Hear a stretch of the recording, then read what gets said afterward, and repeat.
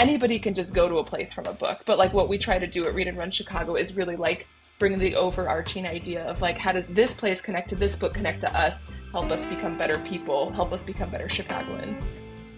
You're listening to Notes from Chicago with Ashley Phillips.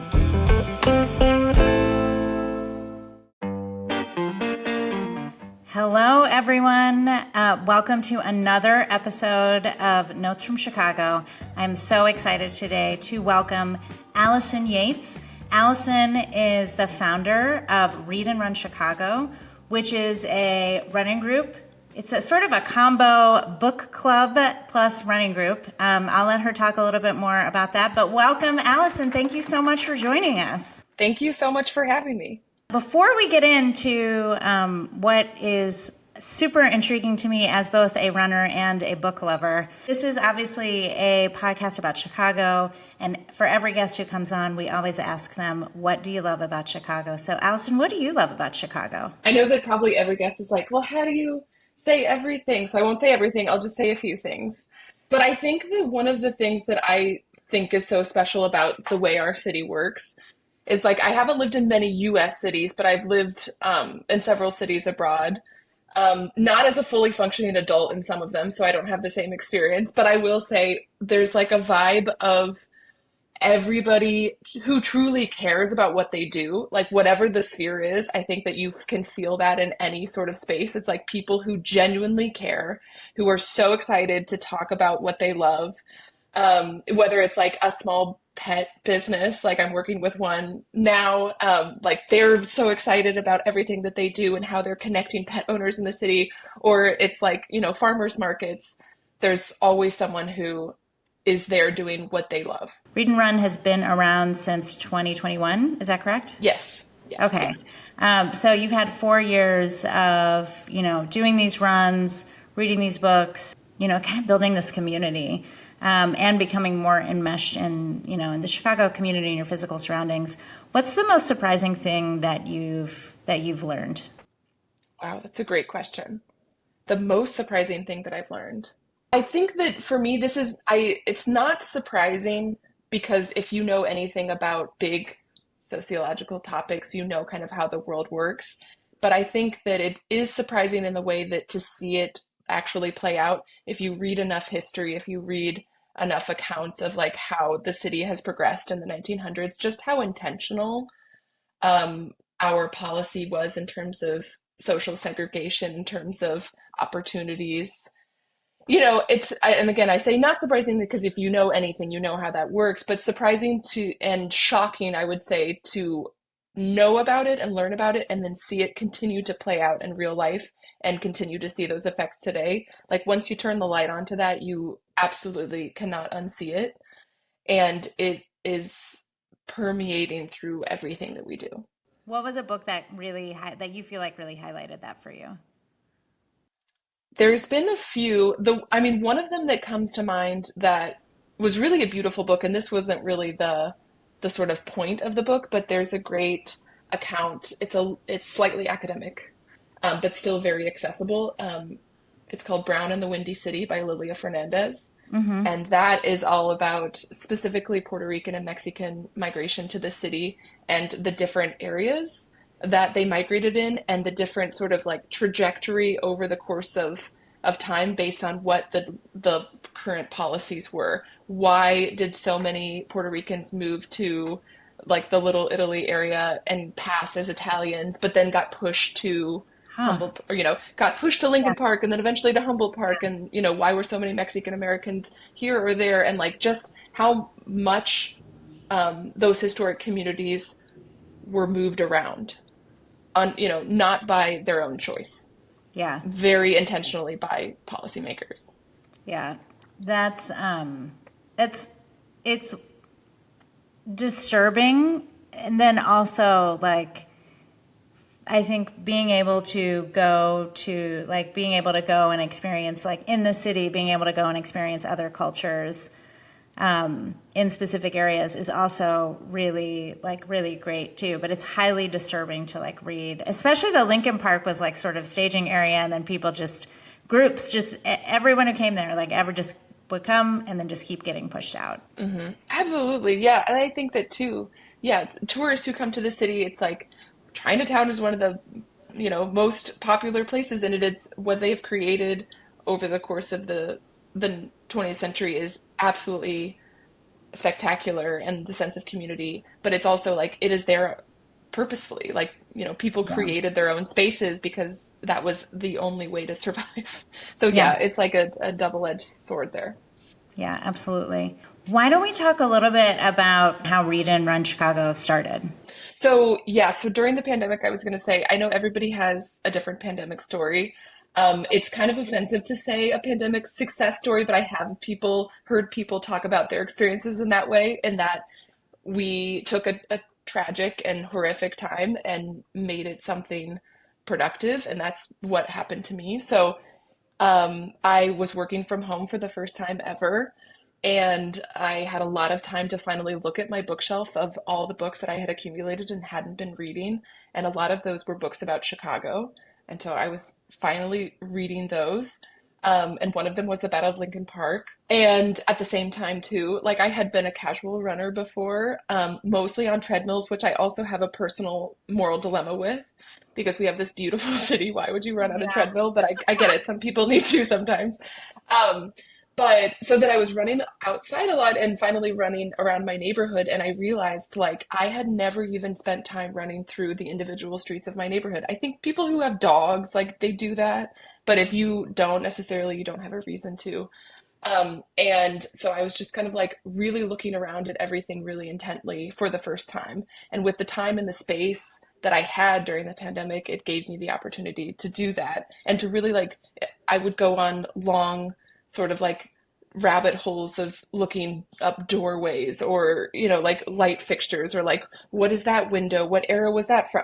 All those fun things that you don't necessarily have time to do outside of a global pandemic. But anyways, that all led me to feeling those connections in the books that I was reading, and then realizing that all of the places that I had lived before that I had felt really deeply connected were obviously because I was spending so much time being outside and like physically putting myself in different spaces of that place, really tapping into what that place felt like, what the people were like. And then also simultaneously like doing the background research to it because I think like I'm I'm an avid traveler and I know that there's a big difference between just like showing up somewhere with no context. You can really it doesn't hit the same way in terms of like your relationship to the place unless you're actually putting in some research into it. So like that research for me was kind of like those books that I was reading, whether they're fiction or nonfiction. Like it's amazing the way fictional characters can still make you feel like you know a place and you know a person because they're often caricatures, right, of like people who exist in that place. So it's like you're learning about these different personalities that you might encounter, and then you see that person in real life and you make that connection and you're like, this is it. I'm getting it. I feel like I'm in Chicago. Yeah. What was that first neighborhood you moved in that you lived in when you moved to Chicago? Ukrainian village. Oh, great. Love it. Okay. Okay. That's Yes. yeah. Really, really beautiful, beautiful architecture and buildings. Um, I really did love that. But I wanted to be closer to the lake, so I eventually moved. And that's when you landed in, are you in Lincoln Park now? Now I'm in Ravenswood. Okay, got So it. not closer to the lake. That was a few times ago, but Right. Yeah, but I mean, so Ukrainian Village, Lincoln Park, Ravenswood, or well, it was Ukrainian Village for a while, for several years, and then it was Lakeview. Lakeview. Okay. Yeah, to be by the lake. I was a block from the lake. Oh, that's So so nice. nice. So no offense to anybody in Lakeview. I always say like culturally, I don't love Lakeview, but I love being by the lake. I just think like also that's an interesting discussion though, because I think that Lakeview is one of those places that like you can very if you don't look deep enough, you can feel like it's just like big, sort of like the big box stores or like chain Yeah. restaurants. But you dig a little deeper, right? And you're like, actually there are still mom and pop places here and people who are, you know, have been going to the same places for 50 years. Those do exist. They're just, Yeah. you don't see them immediately.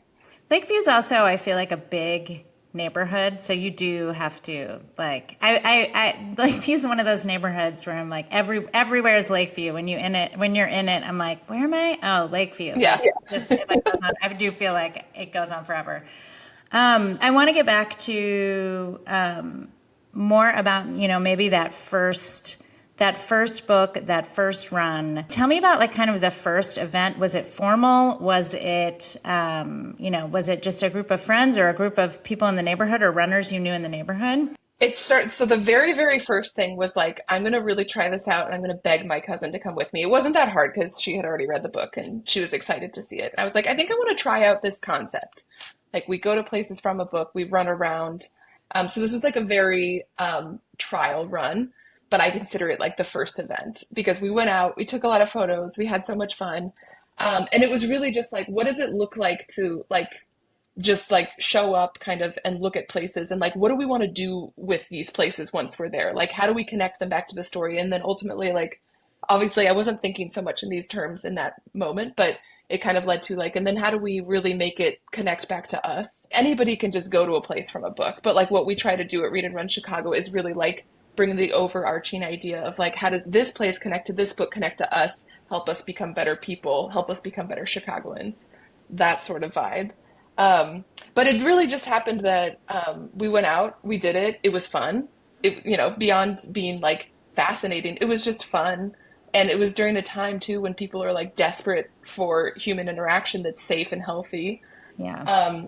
And so then the next month, I gathered, I think it was like a very small group. We did Queer Legacies, which is a book, if you've heard of it. It was written by John D'Amelio, who used to be the president of the board of Gerber Hart Library and Archives. He's a queer historian. And that book is so fun, too, because I realize every time I'm on a podcast, I say fun as like every adjective, but it is like very fun. Yeah. I said fun 27 times in one podcast I counted. It was like drink every time you say fun.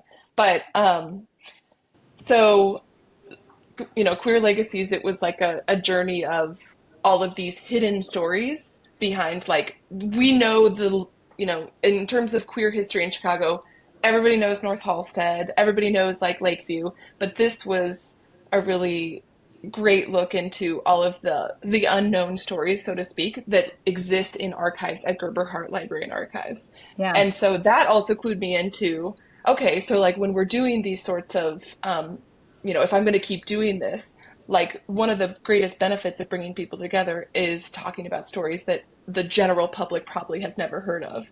And that's also one of the beauties of books like this that are somewhat niche. Like, I don't know if you would find this book in every bookstore. Of course, you'll find it in Unabridged, but every bookstore, I'm not sure.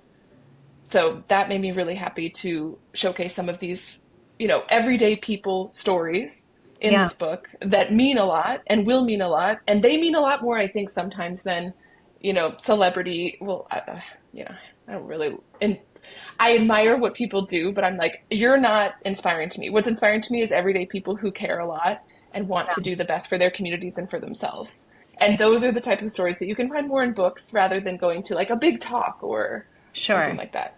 Yeah, absolutely. Like that idea will resonate even more. If you're reading the book, you're putting yourself in the physical space of where the book takes place or the places that the book is discussing or where things in the book happen. And then you're also communing with people who've also read the book. I actually feel like that's a really common thing, both anytime you're consuming media that you don't know someone personally maybe who has consumed it. Like you just finished an amazing book, you Oh, just yes. finished an amazing movie. You just hear, like you get done listening, I don't know how many people do this anymore, but like an album from beginning to end, you're like, oh my gosh, that was amazing. If you don't have someone personal, like personally that you then go online to be like, what are people saying about this on Reddit? What is the New York Times saying about this? Like kind of, because you wanna connect in that way. That's why this is like, I don't, this idea, it's such a great idea, to do something like this. So here's my question about kind of the mechanics of it. This is a super nerdy, very tactical question, and also from someone who runs. So I'm curious how like people kind of interact with it. But runners like to run, make their time, not stop along the way, not stop Yeah. along the way. But I assume that when you're doing this, you are probably stopping, conversing, looking at different places. Tell me a little bit more about how that works. So every run is a little bit different. It just depends on kind of like where the locations shake out. And then, a book could have a million locations, but it's like, what are the locations that really tell us about this story and then in turn about ourselves? So it's usually, we try to make it between 3 to 5 miles, and there are certainly like at least three stops, sometimes more. I mean, sometimes less, but generally three. And I always talk to people and I say at the beginning, like, we run because it feels good. I mean, if is this a medium of exercise that speaks to you? Like that's, it spoke to me. That's why we do this. But also because it's an easier way to see a lot of ground in a shorter amount of time. And it's not a training run. I always say that. It's not a race. It's not a training run. We're just here to move our bodies, to be together, to experience the city through this movement. And um, I do think that it's really interesting the way different types of runners interact with it. Some people you can tell they're just like itching to go. And Yeah. then some people are like, thank God for the stop. So it just depends on, who they are and where they're at that day. I often tell people, consider this kind of your like recovery run if you're building it into a training schedule. I have a really great overview from a few different running coaches who talked about for advice for people on how they can use this as a recovery run and just take it easy. But it is a different, like, yeah, exactly what you're saying. Like a lot of runners who take the sport very seriously, it's very hard to imagine like you're running and then you're stopping for 5 minutes and Yeah. then getting going again. So it's like you really have to reframe, like, why do you run? And I always say, like, for us, running is just a wonderful vehicle to do the things that we want to do. It's kind of like how I feel about books as well, which is that I love books. I love the publishers we work with. I love the authors, but it's like the books are the medium and the vehicle, not like the be all end all of the thing. Like the thing is learning, the thing Yeah. is feeling and relating that back to your own life. What we get out of a book isn't necessarily what's in the book, it's what it makes us think about ourselves. Let's go back to the Battle of Lincoln Park for a moment. I'm curious where you stopped when you were doing that first run with your cousin. Um, Hmm. what were the stops that you made? And if you think about that as like the trial run for the next one, if you did the same book, how did Yeah, that evolve? I assume it evolved because I'm it imagining evolves a lot. your cousin like just like kind of goofing around and like having a really good time, and then it kind of like tightening up over time. Oh, it sure did tighten up. Yeah. um, but so the first time that we went out and did that, we stopped and I have the full route actually that we did that day and that we did again a couple years later. I have that on our website at readandrunchicago.com so Oh, people cool. can Okay, do that great. self-guided route on their own. So I can pull up the full stops. But definitely, so one of the greatest things that that this book helped me conceptualize was like any area where there is wealth, there's always like a fringe area where there are artists and people that the wealthy are patronizing. And so it was like, the Three Arts Club in Gold Coast, Yeah. talking about that history of sort of that area and then nearby Tower Town where a lot of artists lived in this bohemian era. We also stopped at the Edgar Crilly house, if you know that. I don't know that. Where is that? Okay, I think sometimes they open it up for Open House Chicago, but it was closed when we were there. It might be private residences now. But he was this like really interesting artist. I'm not very much in the art world, but essentially a very interesting one of the first artists to kind of like settle in that area and make it an artist colony. And then later on in the tour, we kind of go through the decades of Lincoln Park, and then we go into Armitage, where the Walgreens that's now on Armitage used to be the People's Church. It was a hub Oh, for the Young Lords, and they ran some of their community programming and activism out of there, which I think, for me, out of everything in that tour, there's other spots that we go to that were, like standoffs, I guess, between some of the people who were rehabbing Lincoln Park and the Young Lords. oh There are wow. different spots on there for that, but that spot to me is like the greatest representation of like why it's important to dig into different histories is like you never knew that a Walgreens on where it's sitting was a church, and that church housed one of the most important community organizing groups in Chicago, and that still has a big legacy today that is totally washed out from the history of that area. Oh, yeah. Oh, and I think you were asking too, kind of like how we've evolved Yes, in yes. terms of like, okay, so yeah, so those were all like, oh, this is really fun, interesting. But really now so I run this organization and I run some of the tours, but I often hire out our guides and then we work together to create, they create a program around it. And sort of our criteria is like, what is this story? Why are we picking this story as an organization that really cares about helping us use movement and literature to explore Chicago and feel more at home in Chicago? So why is this book important? And then as we go throughout the stops, like each of them have to demonstrate sort of like this overall message of the book, and be fundamental to the book. And especially if it's nonfiction, it's like there's a lot of nonfiction that takes place in Chicago and it doesn't work for what we're trying to do. The characters have to be shaped by their physical environment. They can't just exist here or be, um, you know, they can't, they couldn't be characters in any big US city. So, like, for example, if you know Rebecca Mackay's The Great Believers, one of Mhm. the best books ever, that's one of the tours that we do almost on an annual basis. And, in that book, for example, you cannot separate the characters from 1980s Lakeview. They are fundamental and weaved into the space. And that's one of the greatest books in terms of, when you walk through, after you read that book and you walk through Lakeview, you will feel Fiona, you will feel Yale, you will Mhm. feel like they are still there with you. Amazing. How do you then choose the books? Are the guides like do your guides bring you books or are you sort of curating the entire list of books? It's a little bit of both.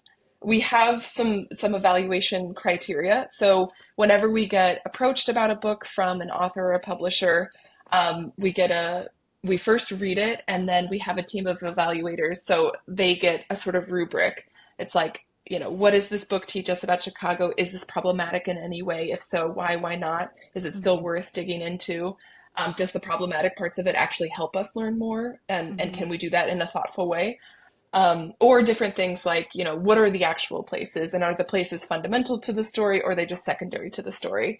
So we go through that sort of checklist, and then once it kind of passes that phase, then there might either be a guide that we already have on board who is interested in guiding a run based on that topic or book. Or we'll have, or I'll, if I really like it, but I just don't have the capacity, I'll usually like reach out to someone that I know. And so we have like people who've been doing this now. Like, for example, we had a tour last night where the guide that led that tour has been doing it for 4 years. So it's kind of like, very familiar with now what we do. And then there are other people who I know would be really perfect to lead this. And so I'll kind of coach them through the process and bring them on board. And I do that all the time too, because I think that's also one of the greatest things about Read and Run Chicago is that there are people who might not have considered presenting or been that interested at first in doing this, and then they really find themselves and and really change their experience too with Chicago or with their identity, whatever it is, by leading this, and that's really wonderful to see. Are you running in the Chicago Marathon? Chicago Marathon's coming up. Are you running? I am not running, but Read and Run Chicago, we have 5 official runners representing us. We have a ton of marathon activities. We've got like sign making parties, and we're doing like I've come up with a bunch of bookish themed signs for runners who identify as readers. There's some Perfect. really fun ones like, hey, plot twist, you're running the marathon. Like, that's creative, right? So we've got, again, like a sign making party. We have a shakeout run with New Balance and Meb, the Olympian who also won the Boston Marathon. Yeah. And obviously, we have a cheer station. So we will be out there cheering on our runners and anybody else. We're going to be ideally around mile 18.9. So I hope anybody who is running the marathon and listening to this will be able to get some energy from our book themed signs. I'll also have, treats there, towels there. I'm excited to welcome all the runners. Amazing.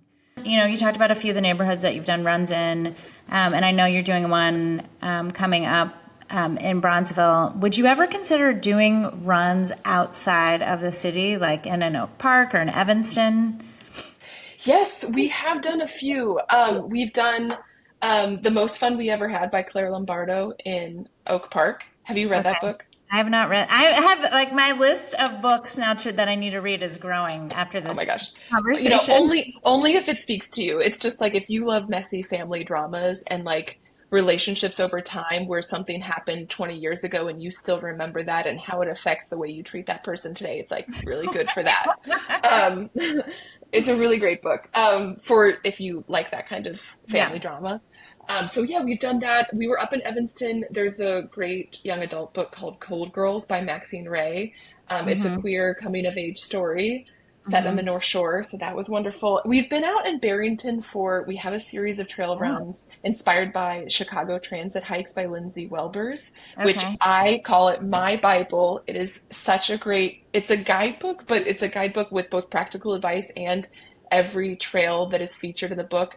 Lindsay gives an overview of history, some fun facts. So Barrington was actually the whole story was about the precursor to Jewel Osco was the Jewel Tea Company, and they had operations out there. And now one of the Barrington's parks was where the former Jewel Tea facility was, which is Allison, really random and so fun. that is random. I feel like you should be a Chicago historian, like as your job. That's what you should do. What's your favorite place to run? If you could, you have all the time, you could pick any spot. Where would you go?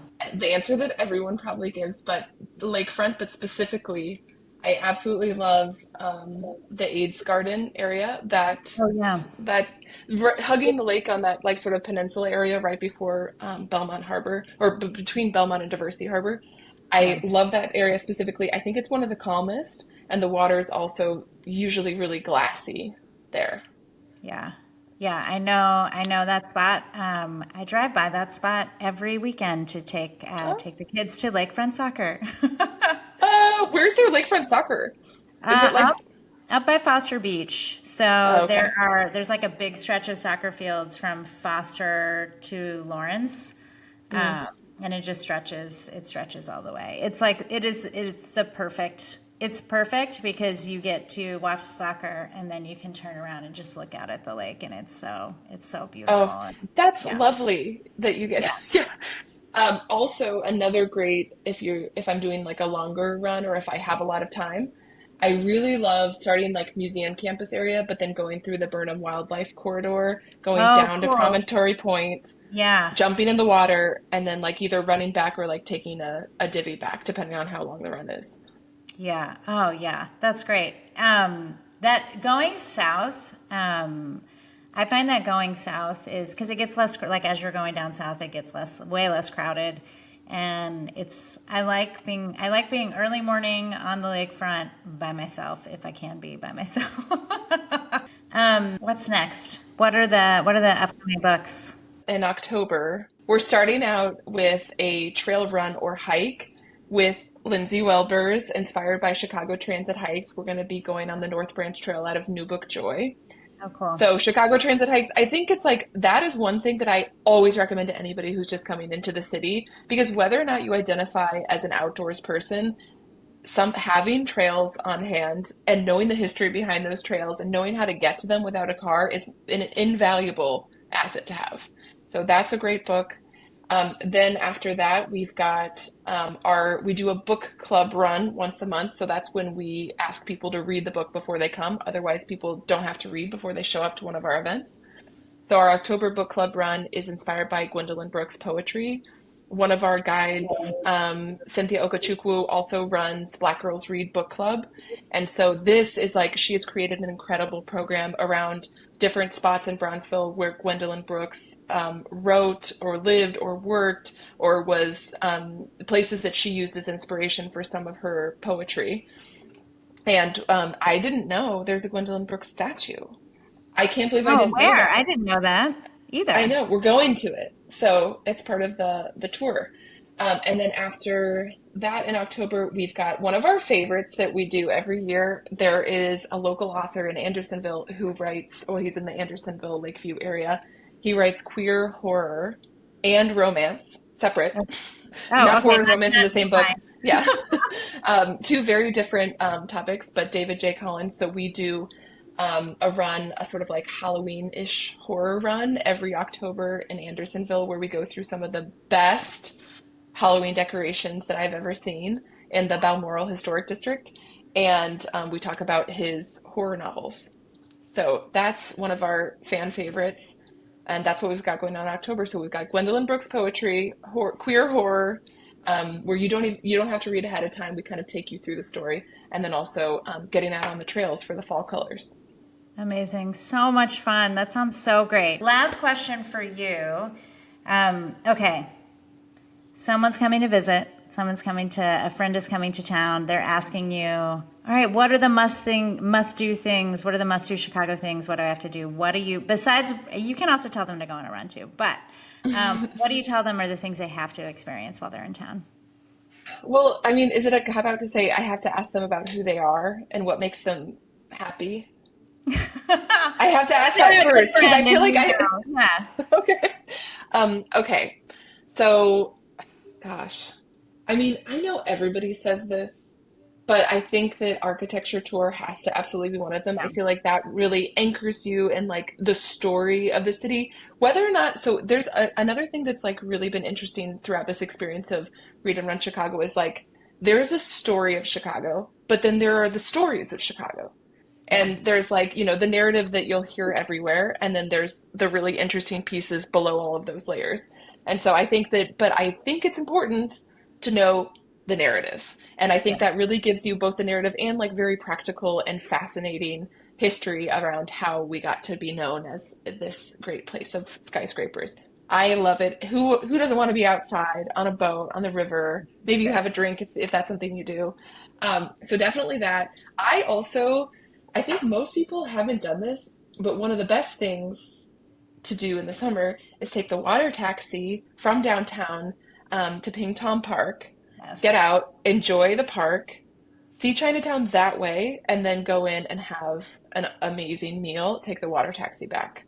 That I think is just gets you out too in like our very undervalued river and this incredible green space that we have in that area. So those two things I think are very fun and unique to Chicago. I mean, I know that you said like don't make it about running, but I think that just experiencing the lakefront in as much as people can in all of its entirety is also something that is very unique and very Chicago. And especially if you're someone who can pay attention to what you see when you're going through, the way the neighborhoods change, the way the city changes, the different viewpoints that you get from our lakefront are something that you won't find in any other city. And also, too, if someone loves donuts, we have a lot of people who love donuts at Read and Run Chicago, so we talk about them a lot. There are, of course, very trendy West Loop donut places, but the best donuts alive are in, I don't know if donuts are alive. The best donuts I've ever tasted, I love glazed, it's my favorite, so old-fashioned donuts in Roseland. And once you're Oh, there, there's lots you can do. A great field trip from Roseland is obviously Pullman. And who doesn't love the only national park in the city limits? yes. That's a fun box to check.